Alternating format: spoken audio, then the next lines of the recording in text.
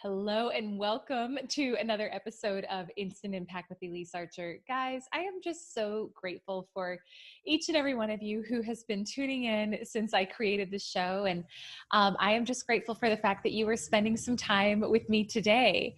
And so the guest that I have on the show today is someone who I absolutely adore. And funny enough, she is the personal coach of my husband. So back earlier this year in 2019, my husband started working with this coach named Traci Philips, and she has a company called the Innate Coach.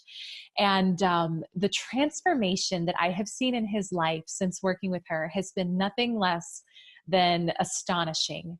Now, I will say when I recorded this interview with her, she was not his coach yet. We were talking about that, but she wasn't his coach yet. So I pre-recorded a bunch of episodes. I'll just be fully transparent. Like before I launched the podcast, I pre-recorded a bunch of episodes. Some of those were 4 or 5 months ago. And this was one of those that I pre-recorded a long time ago before Traci had started working with my husband. And then the intro that I did somehow got messed up. I don't know how, but I think it was actually not an accident at all, because now I can come back and do this intro and let you guys know what a massive impact she has made in his life. And so what Traci does is she basically looks at our language patterns to help us identify where our limiting beliefs are, where we're holding ourselves back, and where our true genius and talent lies that we may not even be identifying.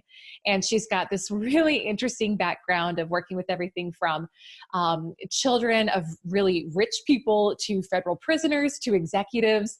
And she's worked with every type of person you can imagine and is brilliant when it comes to like getting into your subconscious and seeing what the true patterns are that you're creating for yourself that can either move you forward or hold you back. And part of why I think this is so important is that if you're listening to this show, my guess is that it is important for you to build an influential personal brand, to build a world-class network, to be known as a top leader in your space. And when we're working on building a more influential personal brand, it's kind of like stepping into a bigger spotlight. And when you step into that spotlight, it's going to magnify everything that you believe to be true about yourself, all the good, as well as all of the not so good. And so Traci on the show talks about how to identify what our limiting beliefs are, what the patterns are that are holding us back, how we can start to ascend those and develop ourselves. And really, it's like everything that happens in our life is kind of just based upon the subconscious programming that's running 24/7. And if we're not aware of what it is, then we continue repeating the same thing over and over again. And you will only get to a certain level of success in your life and your brand and your impact and your influence. You only get to the level of success that your subconscious programming allows. And so I just, having had a firsthand seat to see the level of change that she can create in someone's life, and watching my husband become more confident, more empowered, a better communicator about who he is and what he does, and helping him and seeing him just really love life more has been amazing since he started working with her. And I am so excited to bring her to you today. So without further ado, I cannot wait for you to meet my amazing guest, Traci Philips. Traci, thank you so much for joining me today on the Instant Impact podcast. It is awesome to have you.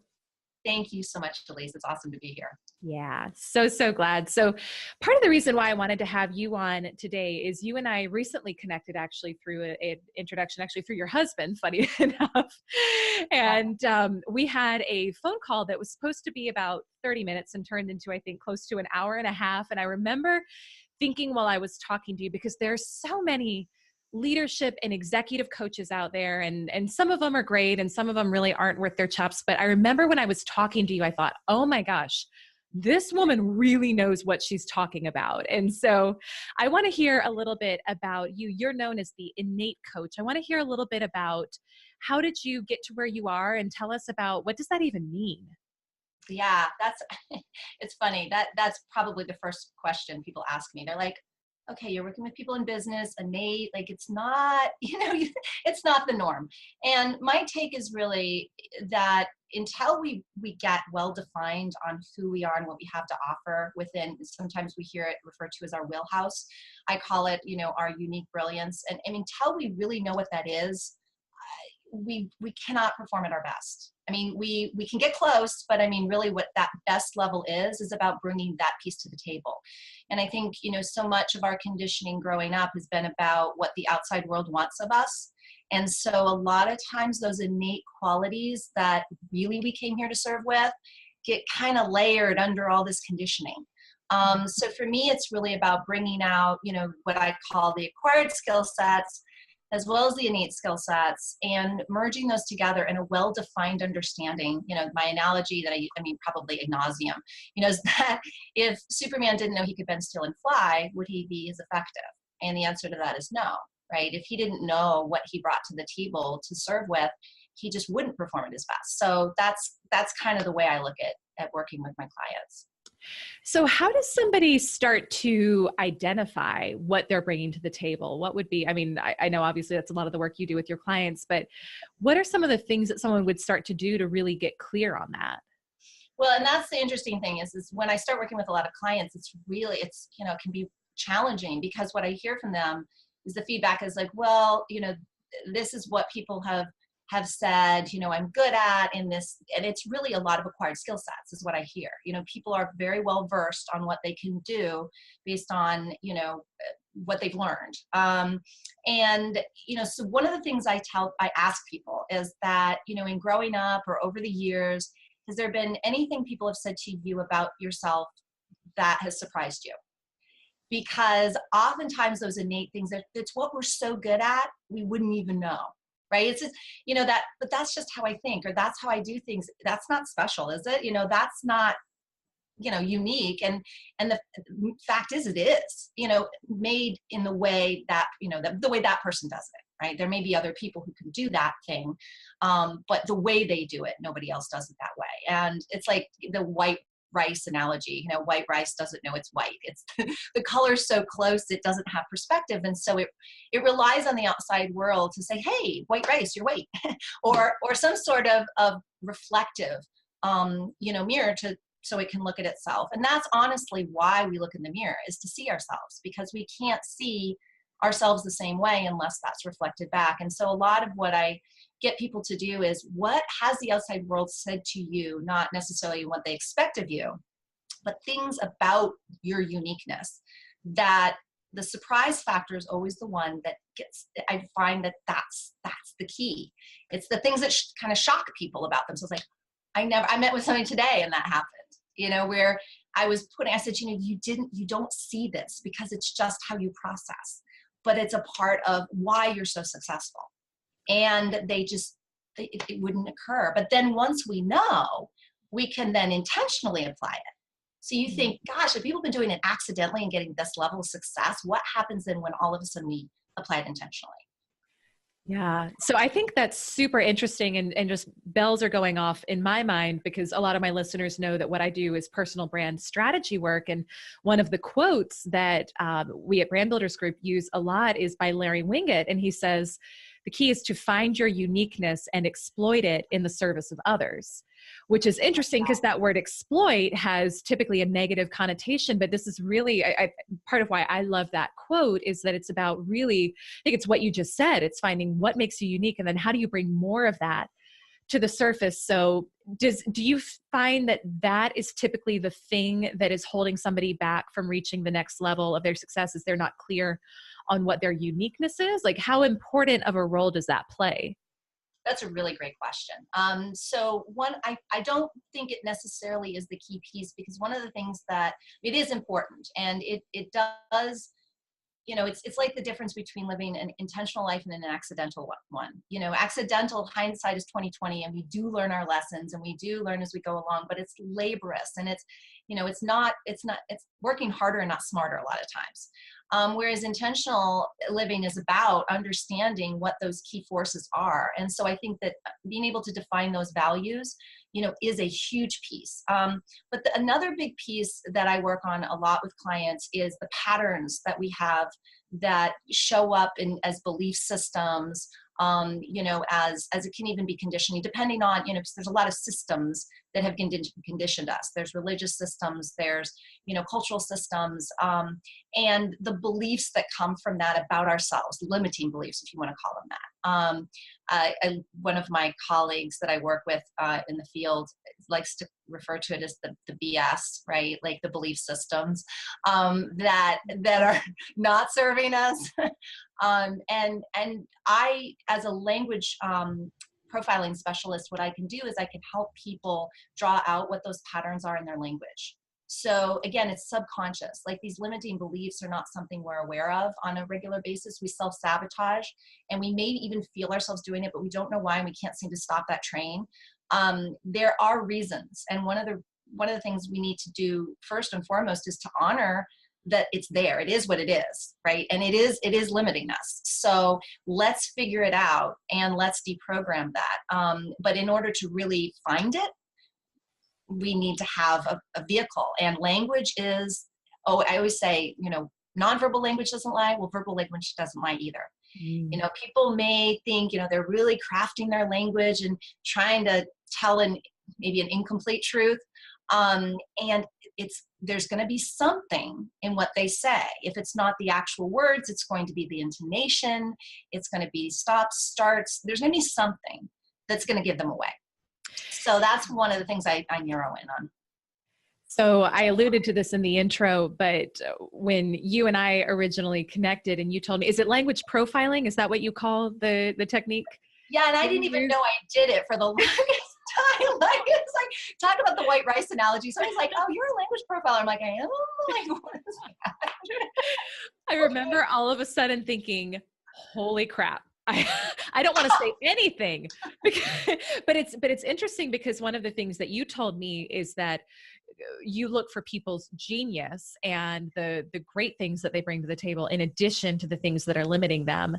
And some people who are listening may be wondering, well, what does this have to do with what the show is all about, which is like personal branding and generating high level business relationships and getting faster results. And one of the things that I've learned in my own life, just through working with different coaches over the years, is, anytime you go to build a platform or to try to become known as a top thought leader in your space, you're basically, you're standing on stage and you're shining a spotlight on yourself, right? And it's not that we want to hold ourselves back from doing that if we haven't worked through all of our stuff, because we're always going to have stuff. Oh, yeah. However, what I do know is that spotlight does start to expose if there are either past traumas that you haven't worked through, or limiting beliefs, or habits that you're stuck in. Like, at some point, if you want to reach that next level, you are going to have to work through that.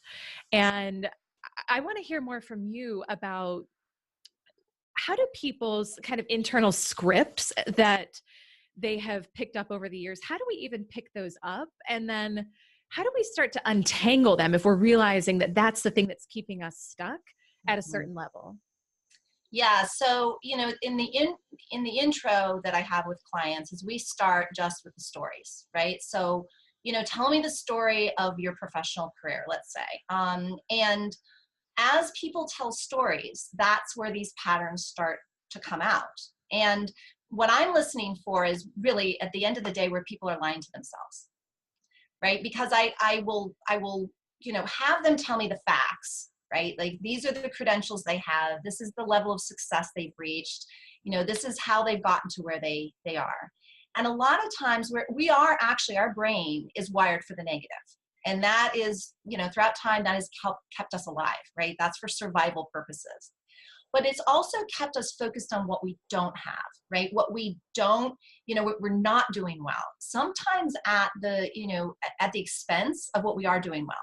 So a big part of it is kind of taking those two timelines, let's call them, and the one of the factual, this is what I've accomplished, and the other of, here are the belief systems and those patterns that are coming up, and kind of laying them over each other. And people can begin to see, where it's like, oh, I haven't been looking at what is. I've been looking through a lens of, here's a story that something happened when I was 5 or 10. Or, and I've been literally looking through, that lens at the world and missing all of what is. in some cases. So part of that is showing people, literally laying this out. Another is people have their own unique patterns, just like their own unique personalities. And I will teach people what I hear. It's like, when you say this in this way, I have a client who uses I can't believe I'm about to tell you this.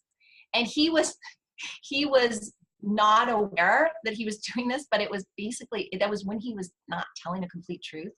That would be his lead-in, right? And, I would be able to tell that it wasn't a complete truth. It's not that he wasn't telling the truth, he wasn't telling the whole truth.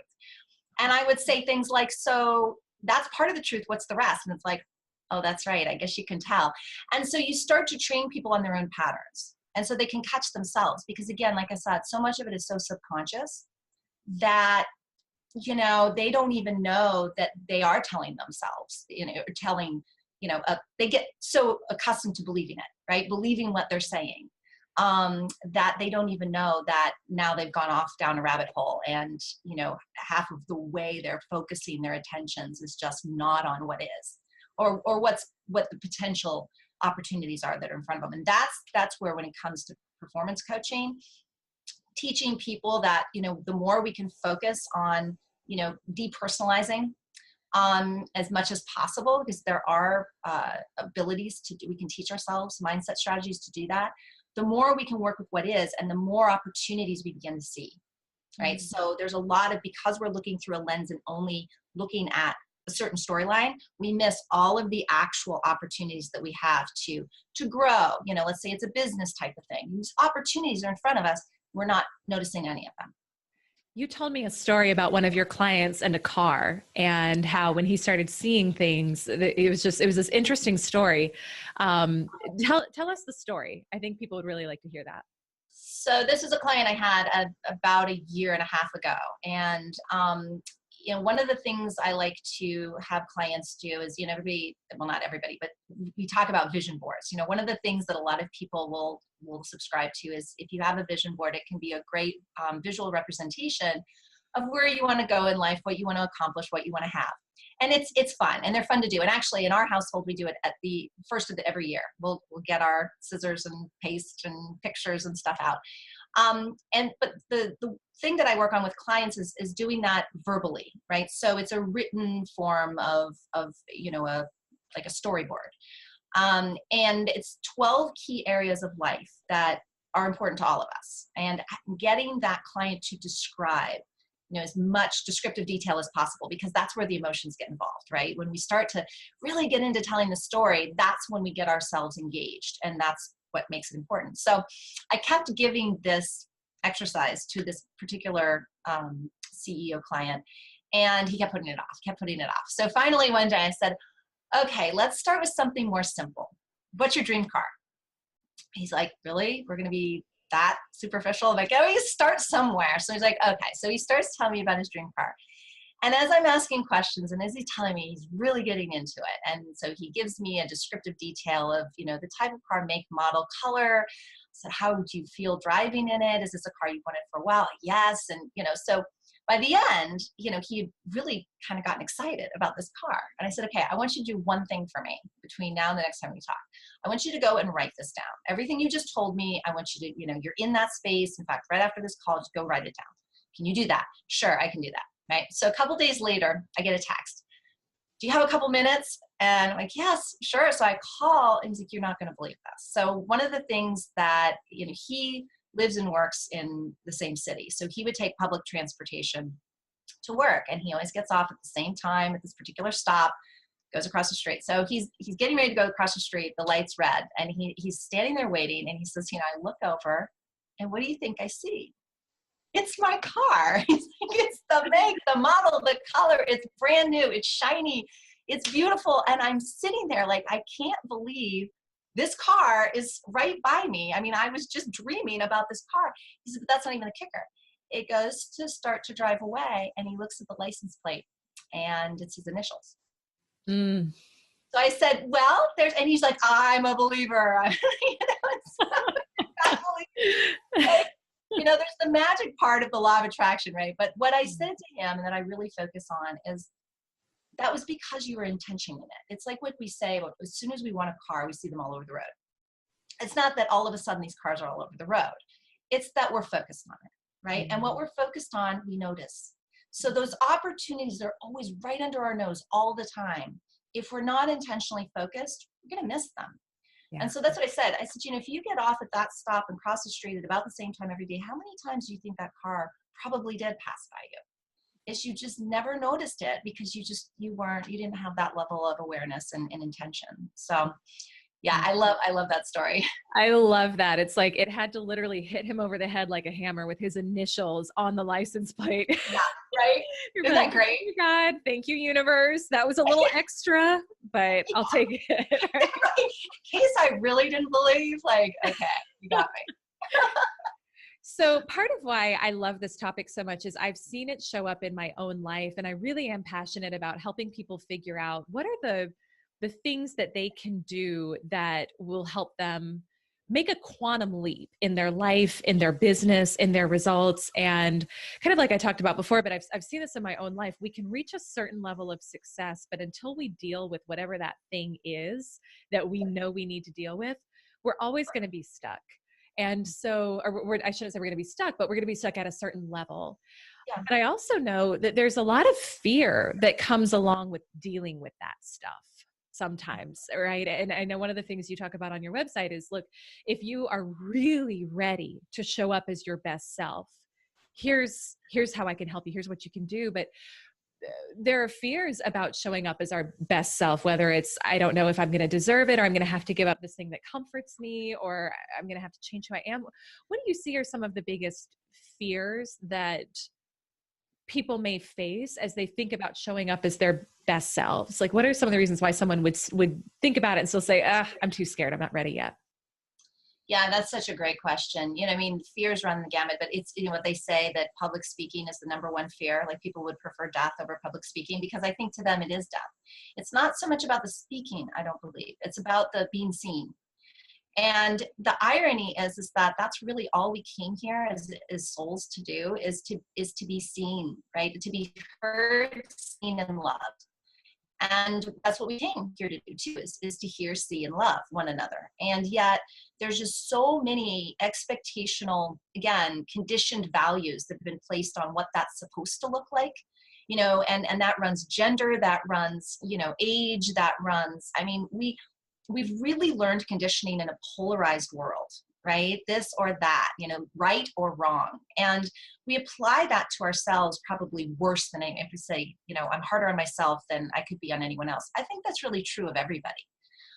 So part of it is that I think in not only being hard on ourselves, we've also legitimately, promised ourselves things we haven't followed through on.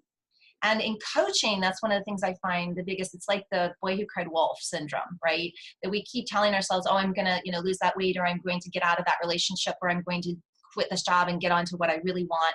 And we don't do it. We drag. And so we actually erode our own self-trust. And after a while, we're like, yeah, I'm not going to do it, right? And so then when we do step up and say, I am going to do something, there's that little voice that's like, no, you're not. You're not going to do that. You didn't do the last, X number of things. Why would I think you would do that? So one of the things that I tell people is that's very important is to kind of get real with those areas in yourself where you've let yourself down, or your perception is you've let yourself down. And let's really look at that, because, it's kind of like what Brene Brown says. She says, we all get conditioned to believe that we're supposed to be near bulletproof and perfect before we go on stage. And she says, and then, like, in her experience, she got pushed, like, before she was ready. And she said, you get on stage and you're like, oh crap, I'm not bulletproof. And then you realize that's not what people want anyway, right? They don't, because they can't. You talk about relationships and, getting to a certain level, in success, whatever that is for you. It's the building of relationships, and relationship is about rapport. And people can't connect with perfect because they know there's no such thing. And so, as much as we've been conditioned to not show the flaws, the Facebook kind of analogy, like everybody's life is perfect. On a human level, that doesn't work. We don't connect with that. It's incongruent with what we're looking for. Mm-hmm. So I help people to start looking at where they have created incongruencies with their own perception of themselves and how they do things. And I think once we realize that we can be easier on ourselves, right? It doesn't mean that we're not, I like what Ed Milet says about being kind of uncomfortably comfortable, right? Like I can be comfortable with my certain level of success, but I have this discomfort because I'm growing, right? I want to grow, I'm growth oriented, and I know that I want to keep striving for better, right? I have gratitude for where I am, but I'm headed for other things. I think it's really about starting to build that within ourselves so that we're not so fearful about the imperfect.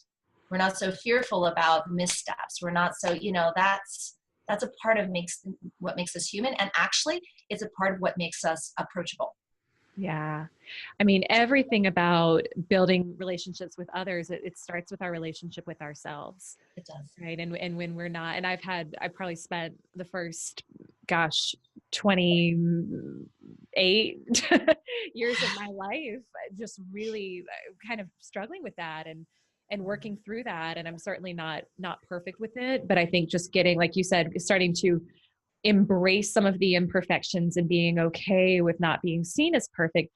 Now, I think there's a fine line, right? It's like, we don't need to show up at a business meeting and talk about everything that went wrong that morning. So there's kind of this fine line between being authentic and then also maintaining a professional relationship with people. But I think you're absolutely right. So what would be, if somebody is listening and they're thinking, okay, like I recognize, maybe they're just now realizing it, or maybe they've known for a while, that they're running off of a script that's holding them back, that's keeping them stuck at a certain level. I mean, obviously they can work with you and we'll direct them as to how to do that. But what would be a couple of, like, 1, 2, and 3? Like, I like lists. Like, what are some of the first things they can start to do to even start to get aware of that and kind of work their way out of it if they're looking to figure out a couple things on their own?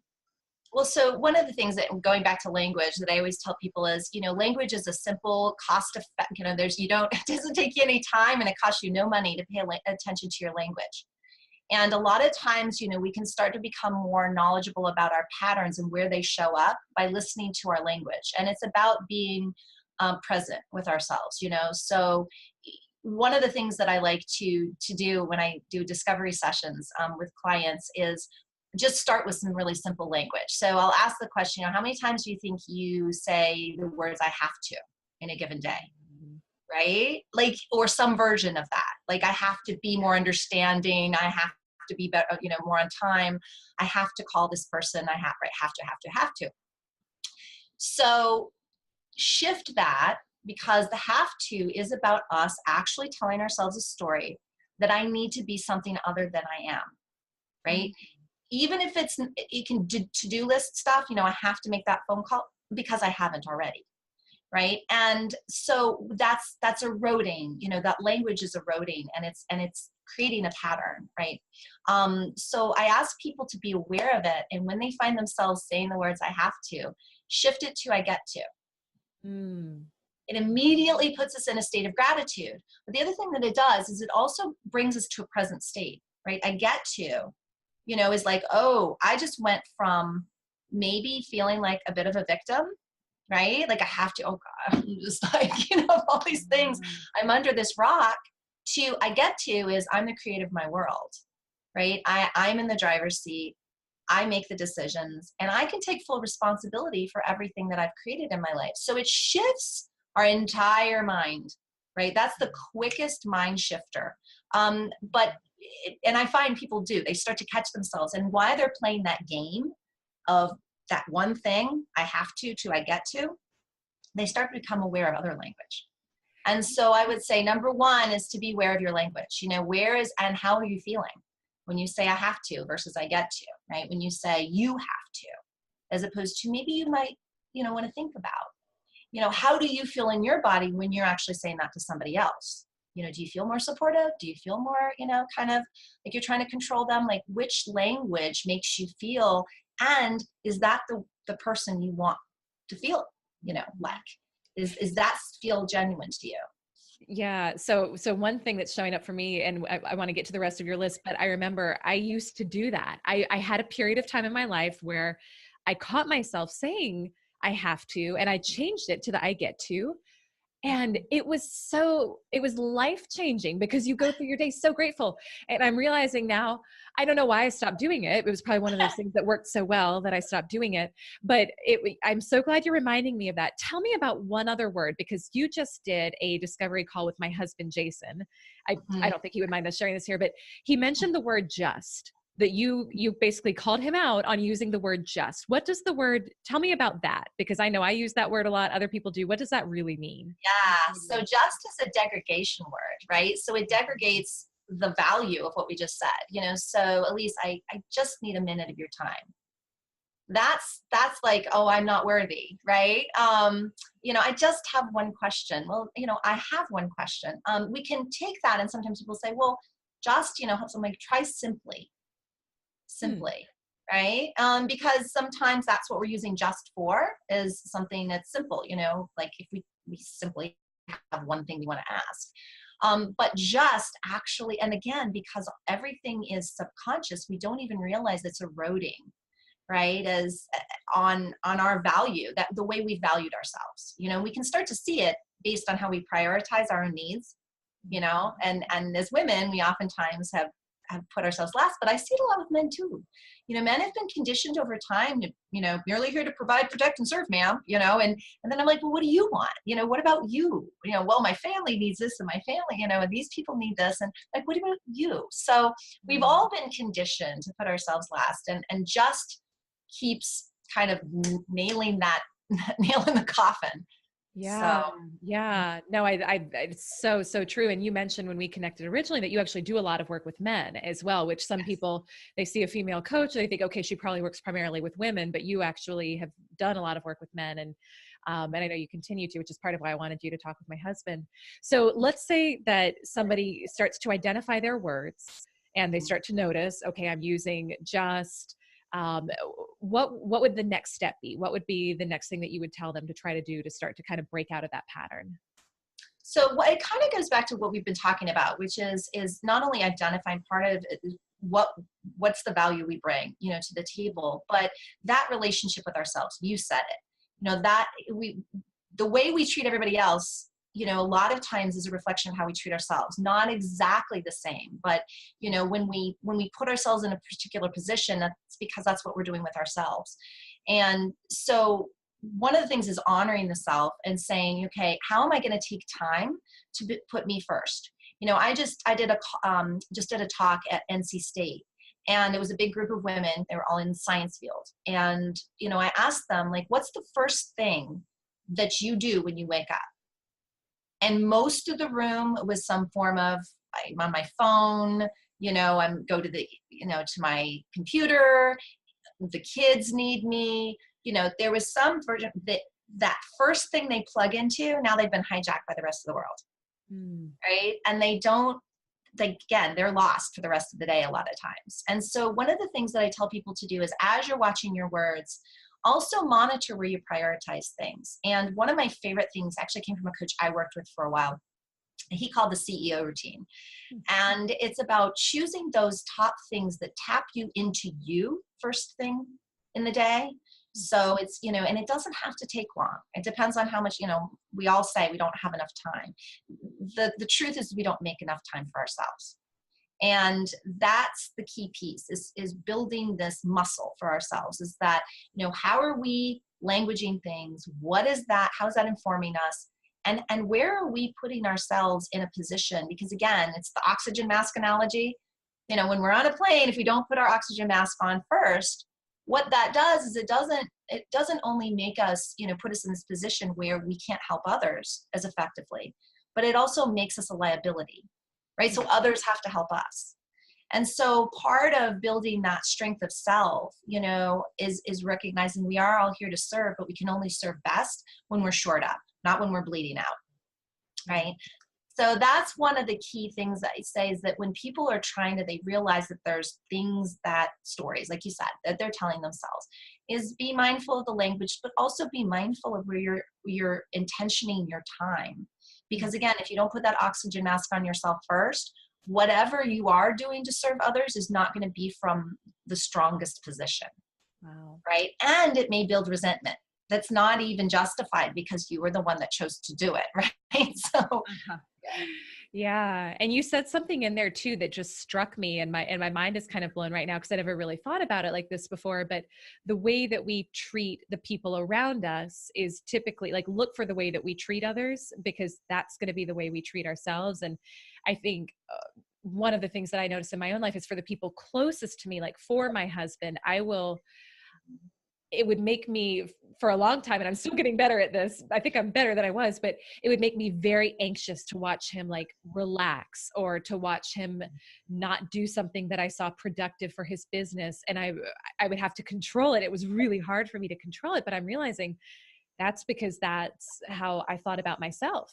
And I thought that if I wasn't doing something productive for my business, then it was a waste of time, or it wasn't worthwhile. And wow. oh, wow. Okay. That's awesome. Congratulations. I feel like I just had a therapy session. Yeah, you. I'm hanging out over here. Good job.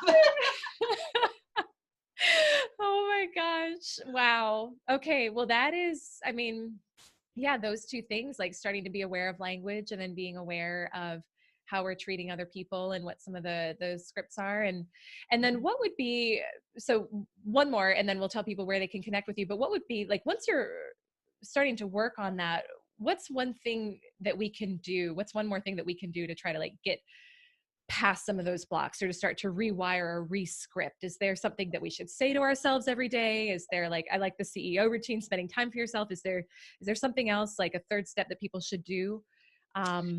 Yeah, I mean, there's so many great exercises out there and things we can do. And, I always start with these basic foundationals first, because, all of those things, not everything's valuable, right? Everything has a value. It's all, as a tool that we can use to better ourselves.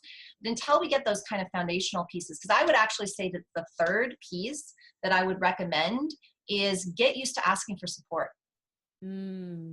Yeah. And that's where, when we don't, we will give support all day long a lot of times. And yet we are so limited, we limit ourselves from getting that same support that we give, right? Asking for help does not mean that somebody needs to swoop in and fix you or save you. And that's what I always tell my male clients. I'm like, okay, so when the woman in your life or female is sharing something with you, they're probably just sharing it. They're not asking you to fix it. And they're like, oh, okay, wow, that makes all the sense in the world. So when she's coming back at you saying, stop telling me what to do or stop trying to fix it, it's because she wants to share. And at the same time, I tell the women, preamble that. If you're asking for somebody's help, you want to process something like you do with your girlfriends, and it happens to be a male, just say, I just need you to listen for a second. I actually don't need any feedback right away. I just want to, tell you a few things, and then, I'll ask for feedback or whatever. We have to start by communicating. Yeah. And I think that's the biggest piece, is that as we start to listen to our own language and how we communicate with ourselves, start to look at where we prioritize ourselves, and why, like if we stop and say, wow, I just realized I made it through my entire day and I haven't even brushed my own teeth, or I haven't even combed my own hair, or whatever. That's an awareness, right? We get to look at. And then, so how can I start to look into my environment and find support, right? Even if it's like, honey, can you go get, our daughter up because I want to go brush my teeth? Like I just want to say, yay, I did one thing for myself today. Just that's the kind of thing, is communicate, because I think a lot of times what happens is that we have these, we have our own storyline going on in our heads, and we're acting according to that, and we have expectations we don't even know we have, because we haven't been communicating where we're at. And sometimes it seems like it's overkill, but the best relationships, whether it's partnerships in business or partnerships in life, in other ways, are the ones that are able to communicate. And so as we start to actively do that, we actually start to pick up our own internal communication much better. We start to build an awareness over what that is. Yeah.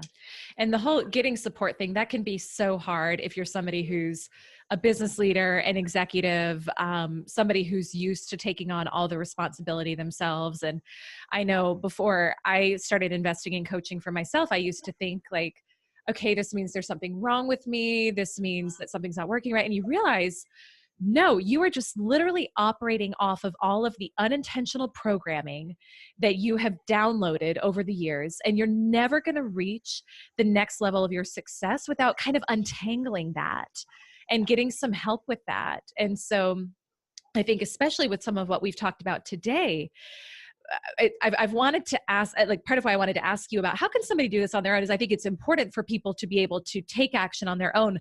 I also know that it is difficult to hear what we are saying, right? It's because we are in our own heads so much. It's much more challenging probably to make progress on this on your own than if you do get some help and get somebody from outside who can immediately tell you, hey, do you realize you just said that?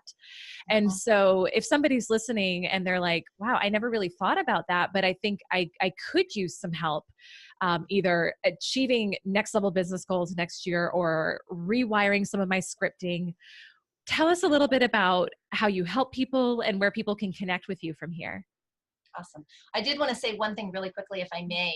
So I did get to spend some time, about 3 years, helping support a transformational program at Butner Federal Prison that a friend of mine who is a clinical psychologist there had developed. And that really, because all the men I worked with were all kind of the Bernie Madoffs without the name, the industry leaders, the guys that it's, high stakes to admit that you don't know, that you need help, that that just isn't done. And so really some of these environments that have created kind of a feeling of straitjacket where I have nowhere to turn, because if I say this or do that, then suddenly, that's going to be really a dangerous place for me to be standing. And so working with them and helping them to untangle that and realize that it's safe, I think that's a key piece. Is one of the things that somebody, I think it actually was your husband that said this to me. He says, I just want to grow. I don't feel like, it's like a therapy thing. I'm like, good, because that's not what I do. Like we do look at these things as a tool, right? And I think, we come from the 80s where we were so prompted to, look at our childhood and what did my parents do that got, that messed me up or whatever it was. And I always tell people, we don't look at these things to like live there, right? It's like not some place we're supposed to get hijacked by and live in our fields, so to speak. We're meant to go there to collect information, because that information is valid. It's valid information that will allow us then, when applied in a strategic way, we can move further faster. And so that's what I do. Is it's not like lay on the couch and tell me all about where your parents messed you up. It's really about saying everything's legitimate, everything's valuable. Your feelings, your thoughts about things, but let's look at where they've created patterns that are holding you back. If stuff's working, we're not going to touch it. It's working. It's where it's limiting you that we get to really look at that and again, reprogram it. Look at it from a different angle so that it's no longer setting us in the opposite direction from where we want to go. Right. Yeah. So the best way to get in touch with me, one of the things that I love doing is discovery sessions, which we alluded to earlier. And those are complimentary, and clients the easiest way is just to reach out through my website, which is theinnatecoach.com, and schedule a discovery session. So complimentary 1 hour, I get to, basically whatever the person wants. If they just want to, I've had people just grill me. It's like an interview. Like, that's cool, because not everybody, as you alluded, not everybody's had a great experience with coaches, and they want to make sure it's the right fit. And I always tell people that's awesome. I like when people shop. I like when people take time and really use their own intuition and their own sense of, because we have bullshit meters. We know when something doesn't align. Mm-hmm. So really take that time. So whatever that hour is for them, I can listen and I can tell them what I hear. And so it's a nice way to kind of get to know me, and at this end for me to get to know a potential client. But also I'm here to build resources. I have a lot of, like yourself, a lot of people who I've aligned with in partnership, where I am really looking to see what am I hearing and where can I send people to individuals who I know, like, and trust. And I feel that these people will get a quality experience. So that's a big piece that I do as well. Yeah. Yeah. Well, and I shared this with you before we hit record, but you recently did the discovery session with my husband, and he asked me afterwards, he was like, did you pay her to coach me? Because apparently it was that impactful.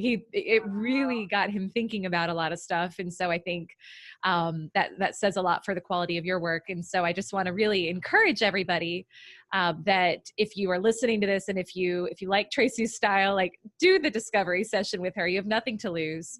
But I just want to say thank you so much, Traci, for joining me today and for sharing your insights. And I hope there wasn't too much background noise. My yard guys started working on the yard as soon as we hit record, and then the dogs start barking. So this time I'm like, I wonder if the mic is picking this up. I hope not, but my apologies to you and to people listening if there was a whole lot of background noise while we were doing this. But I just want to say thank you again for your guidance and your wisdom and your friendship. And I'm just really excited for what you're doing in the world.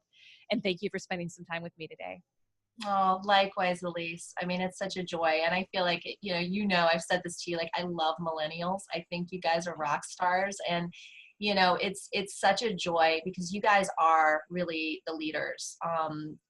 There's just so much that you have to teach the rest of us that, tapping into that is really an important thing moving forward. So, it's a great honor to be connected to you. And thank you for today. This is a lot of fun. Awesome. She's wonderful, guys, and she loves millennials. So we love her even more for that. So, thanks so much, Traci. Appreciate it. Thank you, Elyse.